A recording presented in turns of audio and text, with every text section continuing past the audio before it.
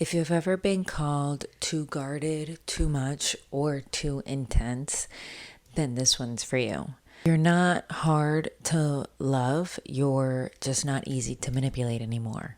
You've probably healed just enough to start recognizing patterns. You are asking questions and you have boundaries now, and suddenly people don't like that.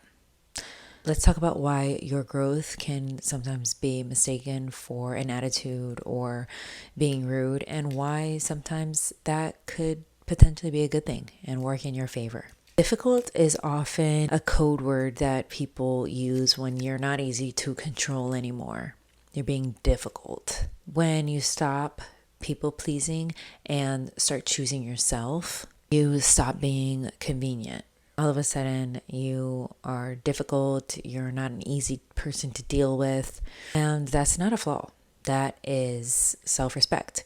And I'm not talking about just being a brat or, being somebody that is not an easygoing person because everything has to be your way or the highway.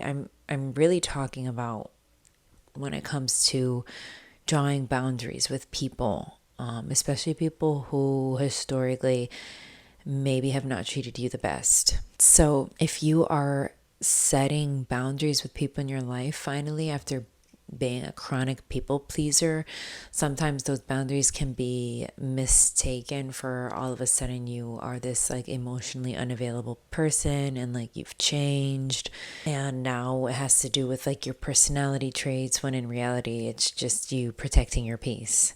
So you're not necessarily like this stone cold bitch. All of a sudden you're just discerning, and that's fine. That is okay. You've learned that not everyone deserves access to you just because they want it, and especially the way that they want it. That doesn't align with your values and who you are anymore. Saying no doesn't make you a mean person. It makes you safe. It makes you protective of yourself. And that's totally fine. Listen, the people who start to pick up on you changing your people pleasing ways and becoming a little bit more reserved with your energy and who you are and protecting your peace, people who have problems with that are not good people for you in your life. The good people for you in your life that notice that you are starting to draw boundaries with yourself, you're changing, you're transforming, you're becoming a more powerful person, they will adapt and they will do whatever it takes to support you and help you grow. They won't even think twice about it. And you won't even think twice about it. And you won't even think twice about it because that transition usually will happen so naturally in your relationship with them. Dog, stop barking. I don't even know if this mic can pick that up, but it's annoying. So annoying. So yeah, I mean, love isn't always supposed to feel like you have to convince someone to pick you, or you have to convince someone to trust you. Love is not supposed to feel that way. And oftentimes, especially speaking from a woman's perspective, those of us who grew up having to prove our worth, whether that be in like our family or relationships, typically this happens like in your familial relationships, but it's easy to mistake that struggle and that conflict and that battle for love. Sometimes we get conditioned into believing that love is supposed to be hard. Love is supposed to be a fight. And don't get me wrong, really having relationships with people do take work sometimes, but they're not supposed to be a constant battle, a constant struggle, a constant, especially power struggle. Those things aren't supposed to happen when you love people. Real love meets you where you're at, and it doesn't demand you to dim your light or shrink your needs. And real love grows and evolves as those two people do as well. And sometimes that might mean that people grow apart, but that is just what it is. It doesn't mean that we have to fight or struggle or be at constant odds. That's not real love.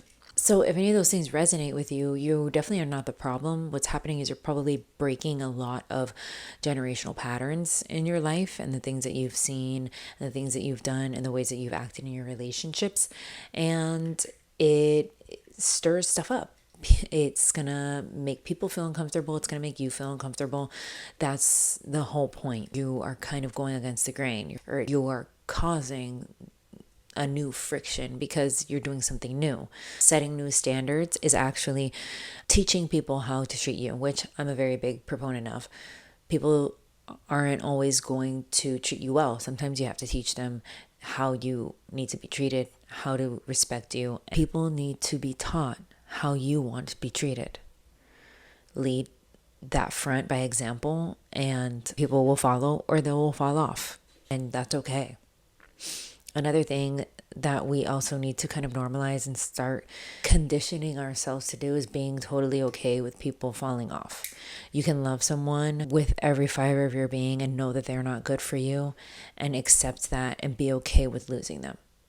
Because loving somebody, even with every fiber of your being, does not equate to having to keep them in your life. Just live in your truth. Always live in your truth. Always live in your reality. Always live in what you know is to be the truth. And if you're still searching for it, keep digging. But if you are changing, transforming, evolving, setting boundaries, the people who say you've changed, you know what? Good. Because that's always the goal.